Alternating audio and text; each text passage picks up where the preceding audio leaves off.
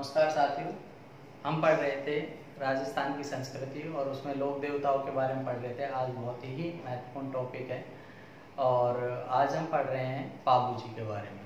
पाबूजी अक्सर परीक्षाओं में प्रश्न आए हैं, हम सभी जानते हैं। चाहे राजस्थान पुलिस की परीक्षा हो, चाहे पटवारी की परीक्षा हो या राजस्थान के संदर्भ में कोई भी परीक्षा हो तो प्रश्न आता है और बहुत ही सुंदर ढंग से समझ में आएगा। लोक देवता पाबूजी। पाबूजी को जाना जाता है ऊंटों के देवता के रूप में। ऊंटों के देवता या प्लेग रक्षक या हाड़ फाड़ या लक्ष्मण का अवतार, ये सभी इनके उपनाम है। तो इनके जो उपनाम है, उपनाम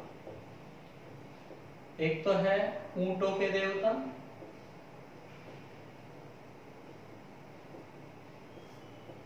या प्लेग रक्षक, या हाड़ फाड़, या लक्ष्मण का अवतार।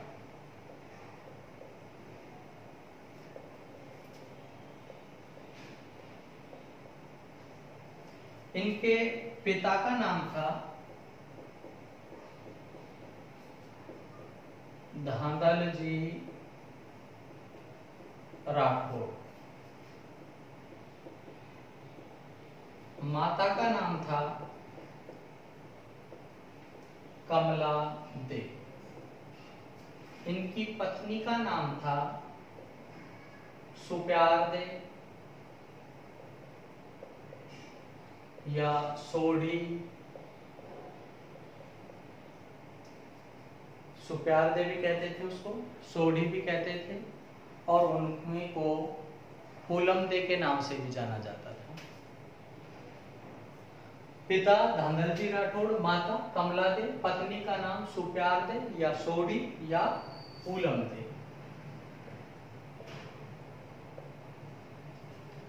इनका जन्म स्थान है कोलूमंड गांव फलोदी। कोलूमंड गांव कहाँ है? फलोदी में। और फलोदी कहाँ पर है? जोधपुर में। इनकी मृत्यु जो हुई थी, मृत्यु स्थान है देचू गांव। देचू गांव पड़ता है जोधपुर में।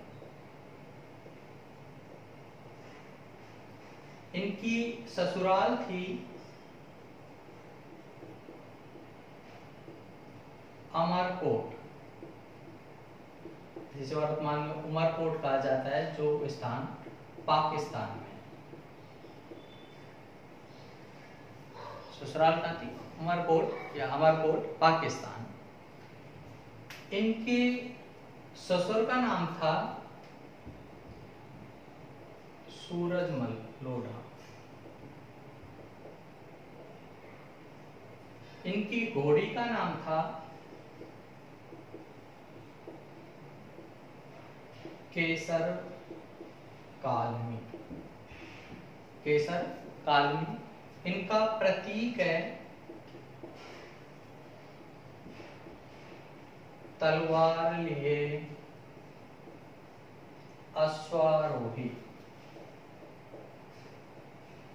तलवार लिए अश्वारोही। इनके बड़े भाई का नाम था, बड़े भाई थे बूढ़ो जी। बूढ़ो जी। और बड़े भाई का जो पुत्र था, मतलब भतीजा, भतीजे का नाम था झरड़ा। झरड़ा जी। इन्हीं को कहा जाता है रूपनाथ। और इनकी भतीजी का नाम था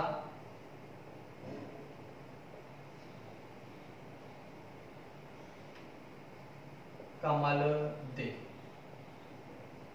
ये इनका सामान्य सा परिचय हो गया। इनके बारे में अपन अब विस्तार से पढ़ेंगे।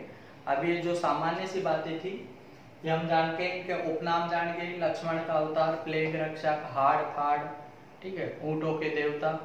तो पाबूजी की हम बात शुरू करते हैं। पाबूजी मारवाड़ वंश के थे मारवाड़ में राठौड़ों से संबंधित हैं, राव सिहा के वंशज माने जाते हैं। जैसे हम जानते हैं कि मारवाड़ में राठौड़ वंश को लेकर के आने वाले कौन थे, राव सिहा।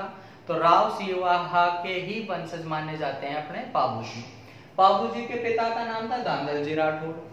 पिताजी धांधली करते ऐसे ये करते, मतलब लड़ाई झगड़ा करते, लड़ाई झगड़ा करते अपने लूट पाट लाते धन को, अमीरों से लूट करके और उसको गरीबों में ले जा करके बांट देते।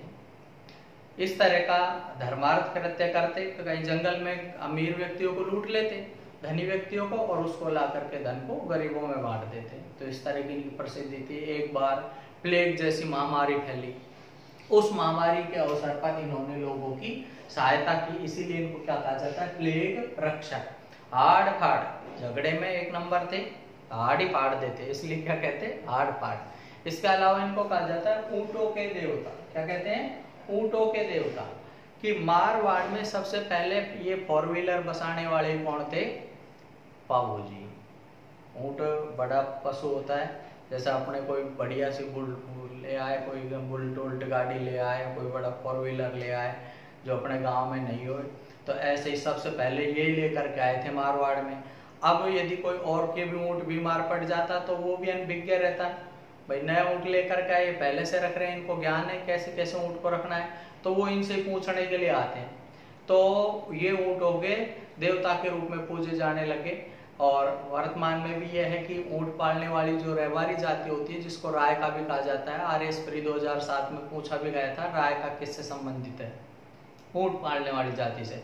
तो रहवारी या रायका जाति है और थोरी जाति उसके आराध्य देव माने जाते हैं। और जब ऊंट बीमार पड़ जाता है तो पाबूजी के नाम की ही फड़ बांची जाती है।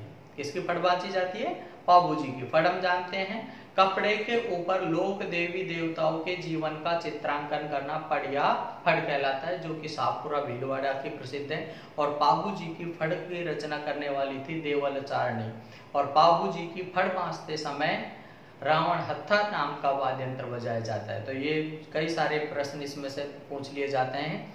पाबूजी की फड़ बांधते समय कौन सा वाद्य यंत्र बजाया जाता है, रावण हत्था। पाबूजी की फड़ कब बांधी जाती है, ऊंट बीमार पड़ने पर पाबूजी की फड़ बांधी जाती है। फड़ कहाँ बनती है, शाहपुरा भीलवाड़ा में। ठीक, रावण हत्था के बारे में 2 बार प्रश्न आया हुआ है। एक ही प्रश्न पूछा गया है एज ए कि कौन सा वाद्य यंत्र है जिसकी आकृति आधे कटे नारियल की बनी हुई होती है, तो वो कौन सा वाद्य यंत्र होता है, रावण हत्था। आपने देखा होगा रावण हत्था जो वाद्य यंत्र होता है इस तरह से बना रहता है। तो ये जो रहता है आधा कटा नारियल होता है। यहाँ बात यही खत्म करते हैं। हम बात कर रहे हैं कि पाबूजी को कहा जाता है हाड़ फाड़ भी कहते हैं, प्लेग रक्षक भी कहते हैं, ऊंटों के देवता भी, या लक्ष्मण का अवतार। जैसे लक्ष्मण का आपने जैसा परिचय समझा होगा, उनकी मनोदशा मनोभाव देखे होंगे। राम है सरल स्वभाव के, लक्ष्मण क्रोधी स्वभाव के थे। तो इसी तरह का इनका स्वभाव था, इसलिए इनको क्या कहा जाता है, लक्ष्मण का अवतार। तो ये कहलाते हैं ऊंटों के देवता या प्लेग रक्षक या हाड़ फाड़ या लक्ष्मण का अवतार। अब बात करें कि पिता का नाम था धांधल जी, माता का नाम था कमला जी। आप तो ऐसे याद रख लेना, कमला से कैमल याद रख लेना। ऊंटों के देवता हैं, माँ का नाम भी क्या है, कमला। भतीजी है उसका नाम है कमल दे, कैमल दे याद रख लेना, ये याद रहे तो। और ये जो है कमल दे का विवाह है हुआ था गोगा जी के साथ में। गोगा जी जो अपने गागरोड़ के शासक रहे, यहाँ के बटनेर के शासक रहे थे, उनके साथ में इनका विवाह हुआ था कमल दे का, मतलब जो पाबूजी की भतीजी थी। तो पाबूजी की इस तरह की प्रसिद्धियां की, इस तरह से लूटपाट करके गरीबों में धन को वितरित कर देते हैं, इस तरह की प्रसिद्धियां इनकी पहुंच गई अमरकोट पाकिस्तान तक। जन्म हुआ है इनका कोलूमंड गांव फलोदी जोधपुर में। जोधपुर के पास का ही क्षेत्र है पाकिस्तान का, वर्तमान में वो पाकिस्तान है, पहले वो एक ही भूभाग था। तो वहां की थी सूरजमल सोढ़ा की पुत्री थी जिनका नाम था सुप्यारदे। क्या नाम था, सुप्यारदे या सोढ़ा की पुत्री थी, इसलिए कह देते हैं उनको सोढ़ी, या उनको कहा जाता है फूलम दे। फूलम दे को जब इस बात का पता लगा कि ऐसा कोई वीर पुरुष पैदा हुआ है, तो फूलम दे ने इनके पास में विवाह का प्रस्ताव भिजवाया। विवाह का प्रस्ताव भिजवाया, पाबूजी ने मना कर दिया। पाबूजी ने कहा भाई मेरा कोई अस्तित्व नहीं है, मैं ऐसे ही लड़ाई झगड़े करता रहता हूँ, पता नहीं जाने कब काम आ जाऊँ, इसलिए मेरे साथ विवाह करके बिना मतलब क्यों चूड़ा फुड़वाने का काम करें। फूलम देने दोबारा से संदेशा भिजवाया, शादी तुझसे हो मेरी, चाहे शादी से पहले मर जाए, कि शादी तुम्हारे साथ ही करूँगी। पाबू ने समझे इतना ही प्यार करने वाली है, इतना ही चाहने वाली है, तो पाबू जी ने स्वीकृति दे दी। पाबू जी को पता लगा कि विवाह हो रहा है और अमरकोट का तोरण सजाया जा रहा है, जो अमरकोट का ऊंचा द्वार था। पाबू जी ने सोचा कि यदि तोरण नहीं मारा गया तो बेइज्जती हो जाएगी, वैसे तो अपन बड़े दानवीर वीर बनते हैं, और यदि तोरण नहीं मारा गया तो बेइज्जती हो जाएगी। इसलिए पाबू जी ने घोड़ी की तलाश की। घोड़ी मिली केसर कालमी। केसर कालमी घोड़ी थी देवल चारणी की। किसकी थी? देवल चारणी। देवल चारणी थी, चारण जाति की इसकी घोड़ी थी, ऊंची घोड़ी थी। पाबू जी ने घोड़ी के लिए कहा, पाबू जी से कहा, पाबू तेरे लिए घोड़ी की कोई मना नहीं है। पाबू ने कहा, भाई तुम घोड़ी दे दोगी तो ब्याह हो जाएगा, नहीं हूँ जैसा तो हुई। पाबू जी से कहा, घोड़ी की तुम्हारे लिए कोई मना नहीं है, लेकिन समस्या दूसरी है कि तुम्हारे जीजाजी हैं जायल के नरेश, जींद राव खींची। जींद राव खींची कहाँ का शासक है? जायल। और जायल पड़ता है अपने नागौर में। उन्होंने एक बार उससे घोड़ी की मांग की थी, मैंने उनको देने से मना कर दिया। अब वो तुम्हारे जो जिया जी हैं वो हमेशा मेरा यही पीछे लगे रहते हैं कि जिस दिन घोड़ी गायब हो गई उसी दिन वो मेरी गायों को चोर ले जाएंगे। घोड़ी गायब हो गई, मेरी गायों की रक्षा करने वाली कौन है? घोड़ी। देवल चारणी को अवचन दे करके आश्वस्त किया, चाहे मेरा ब्याह बिगड़ जाए मैं तुम्हारी गायों की रक्षा करूंगा। पाबू जी को घोड़ी दे दी। पाबू जी घोड़ी लेकर के अपने पहुंच गए कहाँ? अमरकोट के द्वार पर तोरण मारने के लिए। तोरण में मार दिया, फेरों पर बैठ गए। 3.5 फेरे हो गए। कितने फेरे हो गए? 3.5 फेरे होते हैं 7, कितने हो चुके थे? 3.5। 3.5 फेरे हो गए। इसी बीच में घोड़ी हिने ना गई। घोड़ी हिने ना उठी। पाबू जी तुरंत समझ गए कोई अशुभ की आशंका है। पाबू जी तुरंत घोड़ी की तरफ पहुंचे।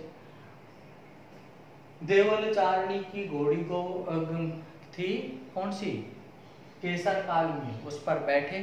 पाबू जी को लाख तरह से सूरजमल सोडा ने समझाया कि बाबू बीच को छोड़ करके मत जा, बीच फेरों पे से मत जा। यदि देवल चारणी की 100 गायें यदि चुर जाएंगी, 100 गायों को ले जाएगा, मैं तुझको 1000 गायें दे दूंगा, लेकिन ऐसे ब्याह को बिगाड़ करके मत जा मेरी बेटी के विवाह को। पाबू जी ने कह दिया, मैं वचन दे करके आया हूँ, मैं जाऊंगा। पाबू जी अपने घोड़ी लेकर के गए। जींद राव खींची के साथ में युद्ध की। जींद राव खींची जो पाबू जी के बहनोई थे, जायल का नरेश थे। जींद राव खींची जो क्या थे? पाबू जी के बहनोई, मतलब जीजा जी थे। वैसे अपने सामान्यतः देखा होगा कि शादी रहती है तो जिया जी बेचारे सड़ू बांधते रहते हैं, साड़े की कोट वोट पहराएंगे, टाई साइड करवाएंगे, और यहाँ जिया जी हैं जो धंधे सिर लगे पड़े गायों को चोरने में।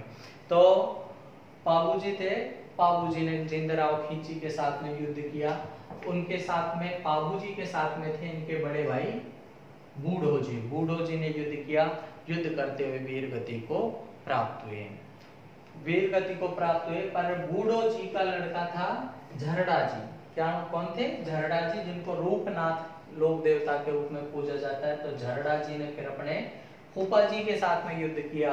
फूफा जी से बदला लिया। किससे? जींद राव खींची से। जींद राव खींची से युद्ध किया और जींद राव खींची युद्ध करते हुए वीर गति को प्राप्त हो गए। ये बात थी किनकी? पाबू जी की। इनके बारे में पाबू प्रकाश में लिखा गया है आसिया मोड़िया के द्वारा।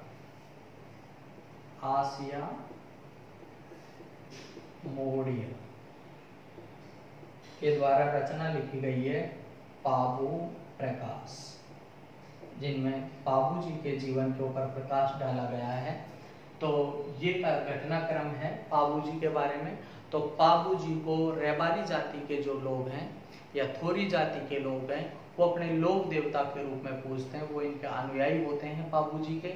और ऊंट बीमार पड़ जाने पर पाबू जी की फड़ बांची जाती है।